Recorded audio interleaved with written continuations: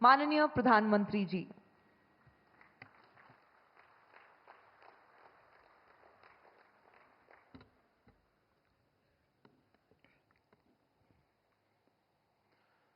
भारत माता की, भारत माता की आवाज पहाड़ी के उस पार सुनाई देनी चाहिए। भारत माता की, भारत माता की। लद्दाख के lieutenant governor BD Mishra ji, केंद्रीय मंत्री Sanjay Seth, chief of defence staff general Anil Chauhan, तीनों सेनाओं के सेनाध्यक्ष, करगिल युद्ध के समय सेनाध्यक्ष रहे जनरल वीपी मलिक जी, पूर्व सेनाध्यक्ष जनरल मनोज पांडे जी, वीरता पुरस्कार प्राप्त सेवारत और सेवानिवृत्त सैनिकों, करगिल युद्ध के बहादुर वीरों की माताएं, वीर नारियां और उनके समस्त परिजन, सेना के बहादुर जवानों और मेरे प्रिय देशवासियों, आज लद्दाख की ये महान धरती कारगिल विजय के 25 वर्ष पूरे होने की साक्षी बन रही है। कारगिल विजय दिवस हमें बताता है कि राष्ट्र के लिए दिए गए बलिदान अमर होते हैं। दिन, महीने, वर्ष, सदियां गुजरते हैं, सर्दियां भी गुजरती हैं, मौसम भी बदलते हैं, लेकिन राष्ट्र की रक्षा के लिए अपनी जान की बाजी लगाने वालों के नाम अमिट रहते हैं। ये देश हमारी सेना के पराक्रमी महानायकों का सदा सर्वदा ऋणी है। ये देश उनके प्रति कृतज्ञ है। साथियों, मेरा सौभाग्य है कि कारगिल युद्ध के समय मैं एक सामान्य देशवासी के रूप में अपने सैनिकों के बीच था। आज जब मैं फिर करगिल की धरती पर हूं, तो स्वाभाविक है वो स्मृतियां मेरे मन में ताजा हो गई है। मुझे याद है किस तरह हमारी सेनाओं ने इतनी ऊंचाई पर इतने कठिन युद्ध ऑपरेशन को अंजाम दिया था। मैं देश को विजय दिलाने वाले ऐसे सभी शूरवीरों को आदरपूर्वक प्रणाम करता हूं। मैं उन शहीदों को नमन करता हूं जिन्होंने कारगिल में मातृभूमि की रक्षा के लिए अपना सर्वोच्च बलिदान दिया। साथियों, कारगिल में हमने केवल युद्ध नहीं जीता था, हमने सत्य, संयम और सामर्थ्य का अद्भुत परिचय दिया था। आप जानते हैं, भारत उस समय शांति के लिए प्रयास कर रहा था। बदले में पाकिस्तान ने फिर एक बार अपना अविश्वासी चेहरा दिखाया। लेकिन सत्य के सामने असत्य और आतंक की हार हुई। साथियों, पाकिस्तान ने अतीत में जितने भी दुष्प्रयास किए, उसे मुंह की खानी पड़ी है। लेकिन पाकिस्तान ने अपने इतिहास से कुछ नहीं सीखा है। वो आतंकवाद के सहारे, प्रॉक्सी वॉर के सहारे अपने आप को प्रासंगिक बनाए रखने का प्रयास कर रहा है। लेकिन आज जब मैं उस जगह से बोल रहा हूं जहां आतंक के आकाओं को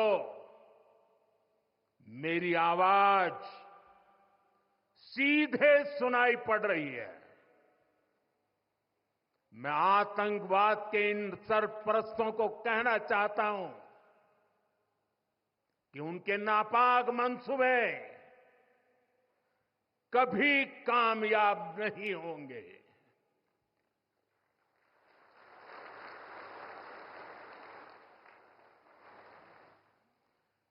आतंकवाद को हमारे जाबाज पूरी ताकत से कुचलेंगे। दुश्मन को मुंहतोड़ जवाब दिया जाएगा।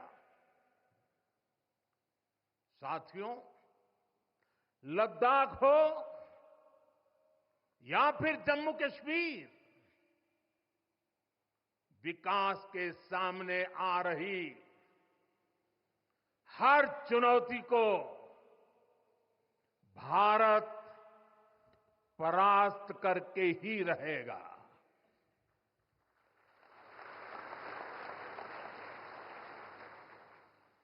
कुछ ही दिन बाद इस 5 अगस्त को आर्टिकल 370 का अंत हुए 5 वर्ष पूरे होने जा रहा है। जम्मू कश्मीर आज नए भविष्य की बात कर रहा है, बड़े सपनों की बात कर रहा है। जम्मू कश्मीर की पहचान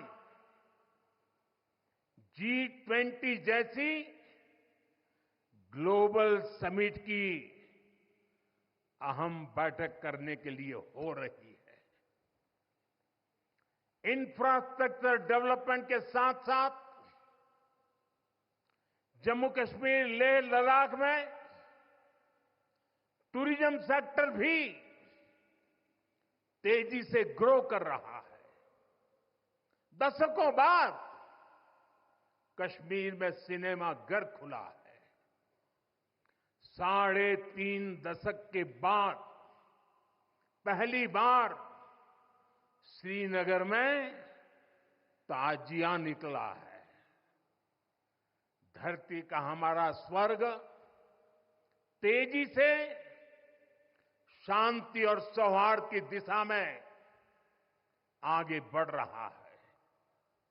साथियों, आज लद्दाख में भी विकास की नई धारा बनी है।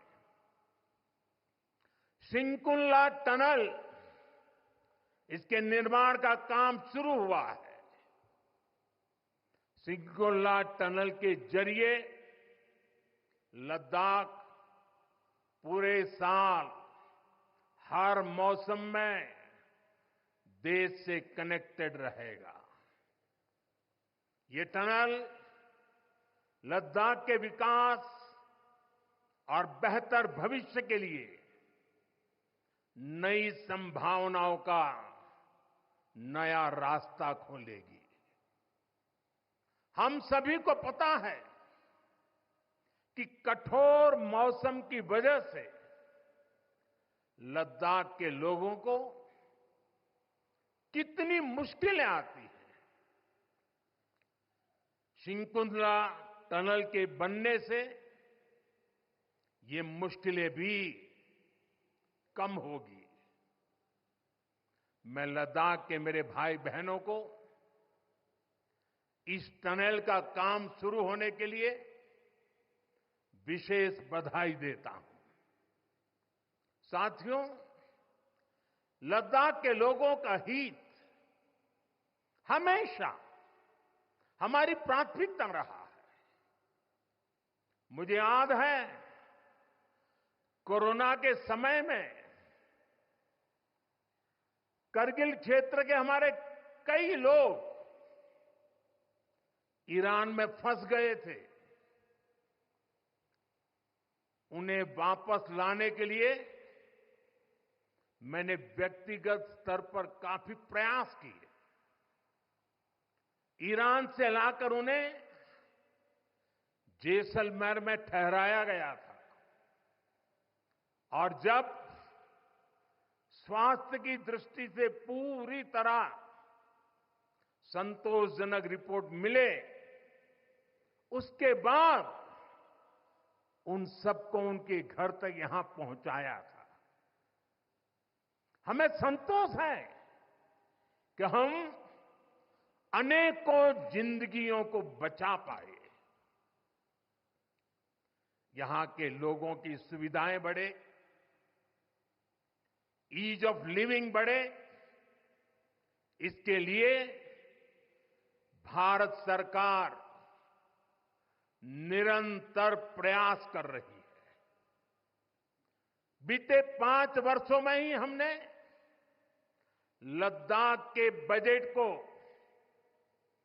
1100 करोड़ से बढ़ाकर 6000 करोड़ रुपए कर दिया है।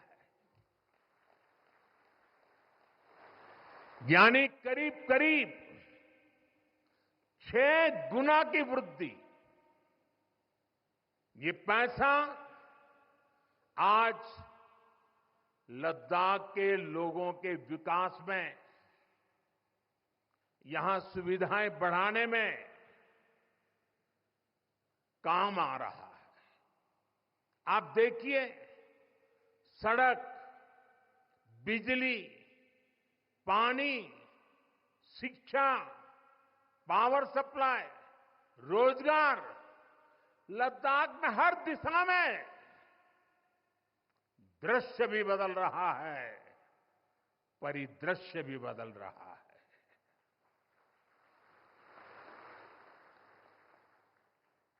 पहली बार यहां होलिस्टिक प्लानिंग के साथ काम हो रहा है। जल जीवन मिशन की वजह से अब लद्दाख के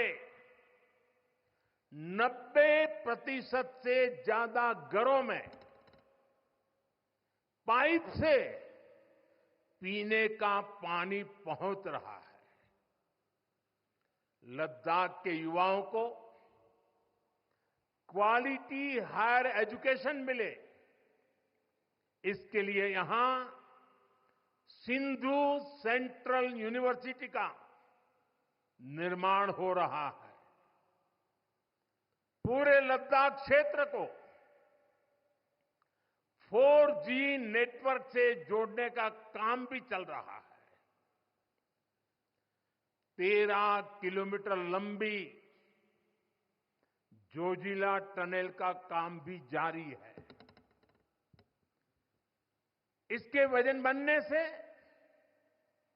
नेशनल हाईवे नंबर 1 पर भी ऑल वेदर कनेक्टिविटी हो जाएगी। साथियों, हमने देश के सीमावर्ती क्षेत्रों में विकास के असाधारण लक्ष्य तय किए हैं। चैलेंजिंग टास्क को अपने हाथों में लिया है। बॉर्डर रोड ऑर्गेनाइजेशन बीआरओ ने ऐसे लक्ष्यों को पूरा करने के लिए अभूतपूर्व गति से काम किया है।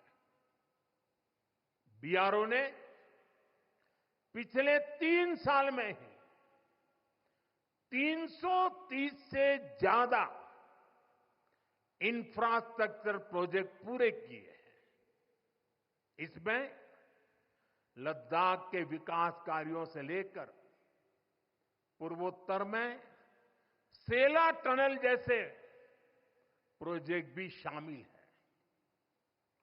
मुश्किल टेरेन्स में विकास की ये गति नए भारत की क्षमता और दिशा दोनों दिखाते हैं।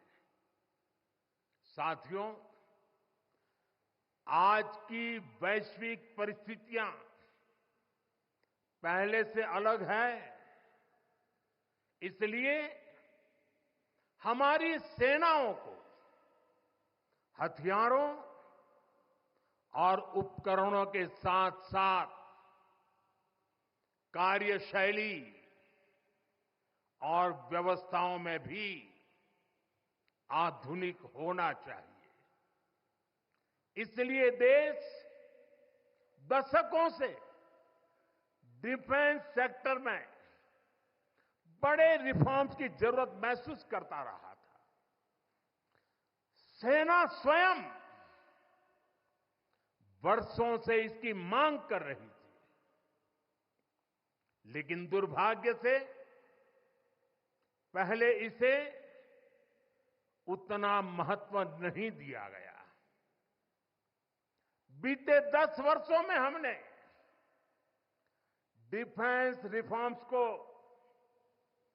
रक्षा क्षेत्र की पहली प्राथमिकता बनाया है। इन रिफॉर्म्स के कारण आज हमारी सेनाएं ज्यादा सक्षम हुई हैं, आत्मनिर्भर हो रही है। आज डिफेंस प्रोक्योरमेंट में बड़ी हिस्सेदारी भारतीय डिफेंस इंडस्ट्री को दी जा रही है। डिफेंस में रिसर्च एंड डेवलपमेंट बजट का भी 25% प्राइवेट सेक्टर के लिए रिजर्व किया गया है। ऐसे ही प्रयासों का परिणाम है कि भारत का डिफेंस प्रोडक्शन अब 1.25 लाख करोड़ रुपए से ज्यादा हो चुका है। कभी भारत की गिनती हथियार मंगाने वाले देश के रूप में भी थी। अब भारत एक्सपोर्टर के तौर पर अपनी पहचान बना रहा है।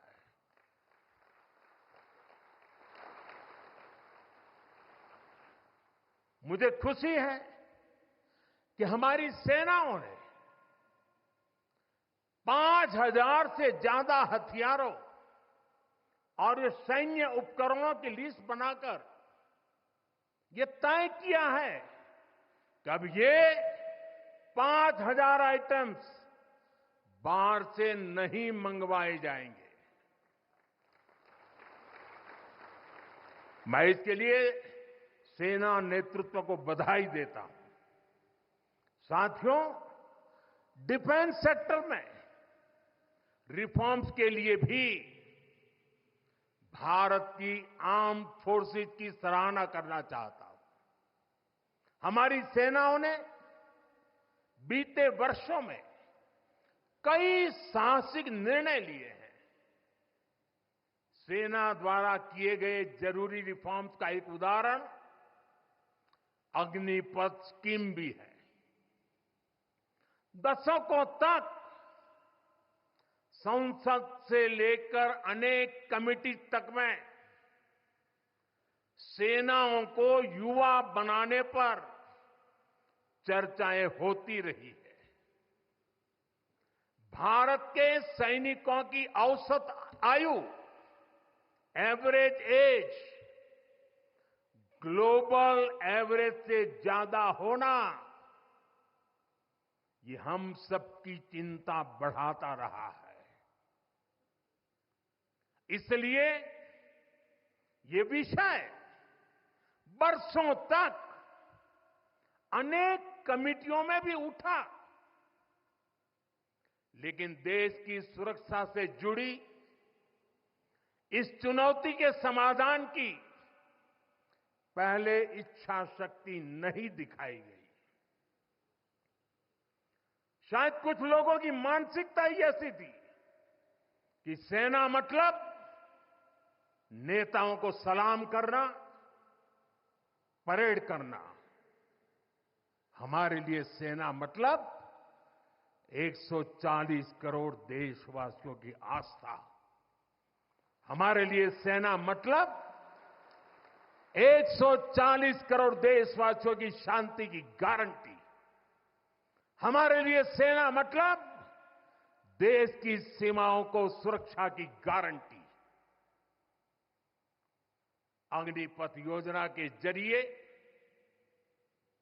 देश ने इस महत्वपूर्ण सपने को एड्रेस किया है। अग्निपथ का लक्ष्य सेनाओं को युवा बनाना है। अग्निपथ का लक्ष्य सेनाओं को युद्ध के लिए निरंतर योग्य बनाए रखना है। दुर्भाग्य से राष्ट्रीय सुरक्षा से जुड़े इतने संवेदनशील विषय को कुछ लोगों ने राजनीति का विषय बना दिया है। कुछ लोग सेना के इस रिफॉर्म पर भी अपने व्यक्तिगत स्वार्थ में झूठ की राजनीति कर रहे हैं। ये वही लोग हैं जिन्होंने सेनाओं में हजारों करोड़ के घोटाले करके हमारी सेनाओं को कमजोर किया। ये वही लोग हैं जो चाहते थे कि एयरफोर्स को कभी आधुनिक फाइटर जेट न मिल पाए।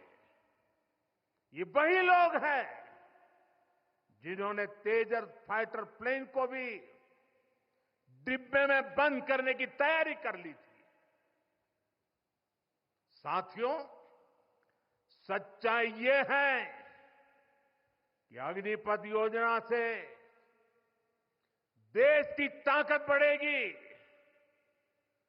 और देश का सामर्थ्यवान युवा भी मातृभूमि की सेवा के लिए आगे आएगा। प्राइवेट सेक्टर और पैरामिलिट्री फोर्सेस में भी अग्निवीरों को प्राथमिकता देने की घोषणाएं की है। मैं तो हैरान हूं, कुछ लोगों की समझ को क्या हुआ है, उनकी सोच को क्या हो चुका है। ऐसा भ्रम फैला रहे हैं कि सरकार पेंशन के पैसे बचाने के लिए ये योजना लेकर आई है। मैं जरा ऐसे लोगों की सोच से शर्म आती है, लेकिन मैं ऐसे लोगों से पूछना चाहता हूं, जरा कोई मुझे बताए, आज मोदी के शासनकाल में जो भर्ती होगा, क्या आज ही उसको पेंशन देना है क्या? उसको पेंशन देने की नौबत 30 साल के बाद आएगी। और तब तो मोदी 105 साल का हुआ होगा, और तब न भी मोदी की सरकार होगी। क्या मोदी जब 105 साल का होगा, 30 साल के बाद जो पेंशन बचेगा, उसके लिए मोदी ऐसा राजनीतिक है जो आज गाली खाएगा? क्या तर्क दे रहे हैं? लेकिन साथियों, मेरे लिए दल नहीं, देश सर्वोपरि है।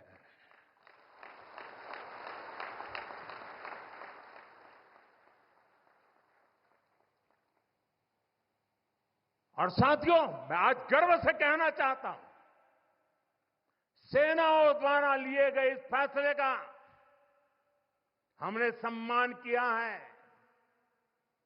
और जैसा मैंने पहले कहा,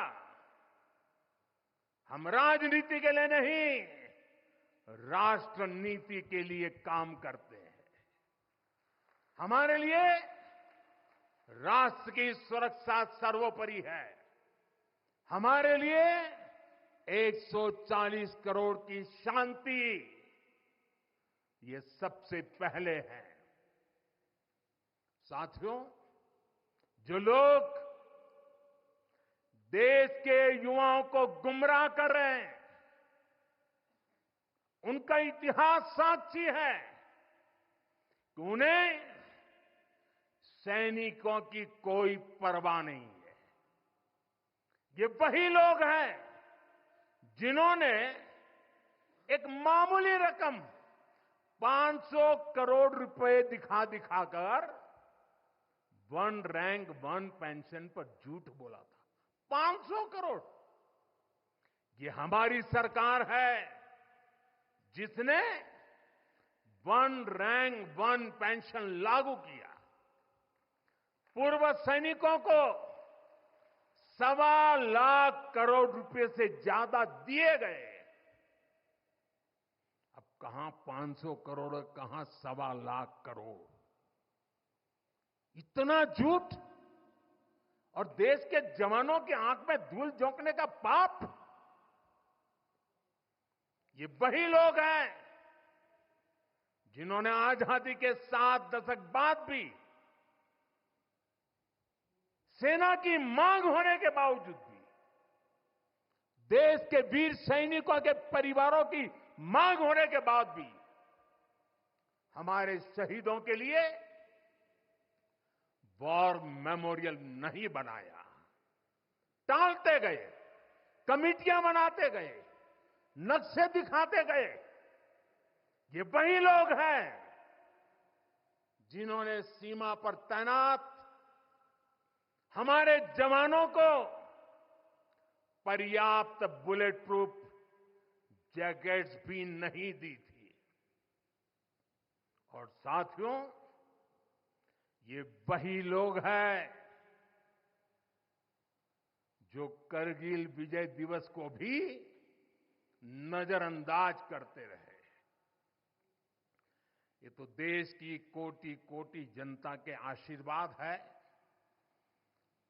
कि मुझे तीसरी बार सरकार बनाने का मौका मिला, और इसलिए आज ये महत्वपूर्ण ऐतिहासिक घटना का हम पुण्य स्मरण कर पा रहे हैं। वरना अगर वही आ जाते तो इस युद्ध विजय की इस तारीख को याद नहीं करते।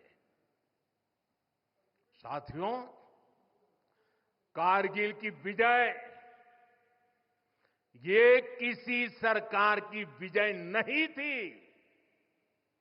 कारगिल की विजय ये किसी दल का विजय नहीं था। ये विजय देश की थी। ये विजय देश की विरासत है। ये देश के गर्व और स्वाभिमान का पर्व है।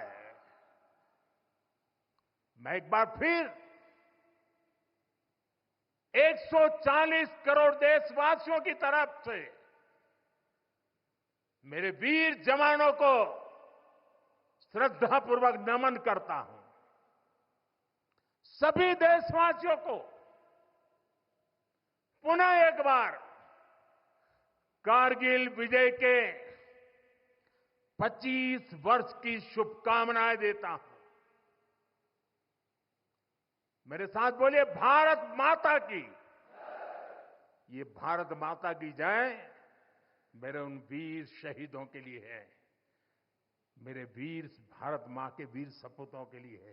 भारत माता की, भारत माता की, भारत माता की। बहुत बहुत धन्यवाद।